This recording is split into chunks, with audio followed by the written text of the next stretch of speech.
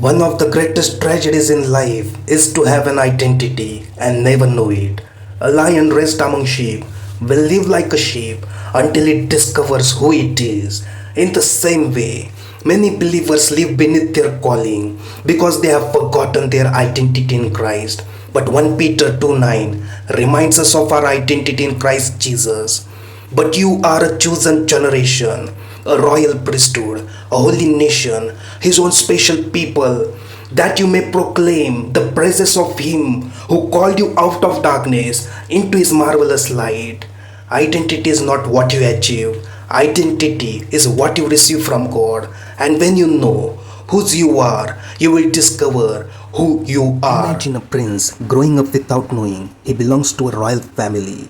He would live like a baker, not because he is poor, but because he doesn't know who he is. Many Christians live the same way. They possess a heavenly identity, but they live with an earthly mindset. Peter writes to remind believers of their true identity. In 1 Peter 2:9 he says, "But you are a chosen generation, a royal priesthood, a holy nation, God's special." 1 Peter chapter 2 verse 9 says, "We are a chosen generation, not because of our achievements, but because of his mercy." We are a royal priesthood, means we have been given both access to God and responsibility before him. We are a holy nation, set apart to reflect his nature in a world that often ignores him. We are his special possession, fully belonging to him, secure in his love and purpose. God has brought us out of darkness into his marvelous light. That means our lives are no longer governed by confusion, shame, or sin, but by truth, clarity, and divine purpose. And this transformation is not just for identity, it is for assignment, that we may declare his praises.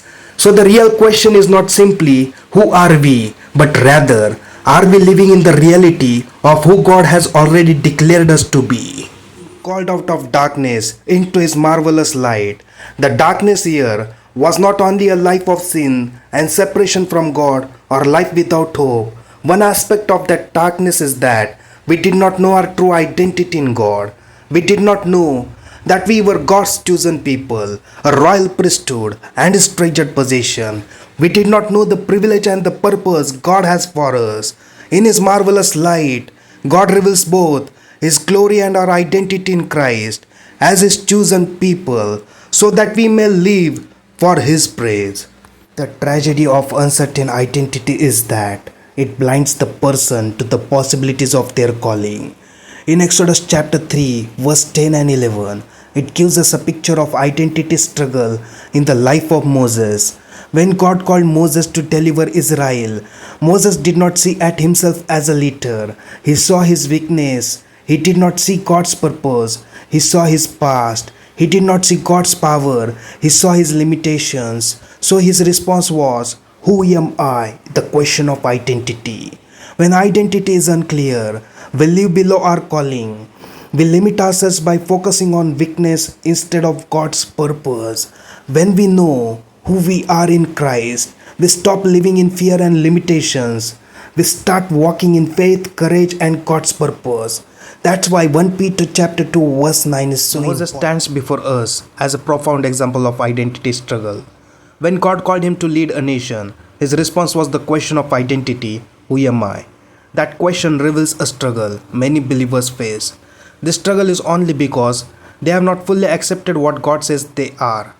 Moses asked, "Who am I?" Peter answers that question for every believer in 1 Peter chapter 2 verse 9. You are a chosen people, a royal priesthood, a holy nation, God's special possession, called out of darkness into his marvelous light. When we know who we are in Christ, we stop living by limitations and start walking in God's purpose. The deception in Genesis 3 was convincing Adam and Eve that being created in God's image was not enough. The Satan's lie was an identity deception. You will be like God. In perceiving the illusion of greater identity, they abandoned the truth of their God created identity. This resulted in a fall that shook the creation. Satan's goal is not to merely make you sin.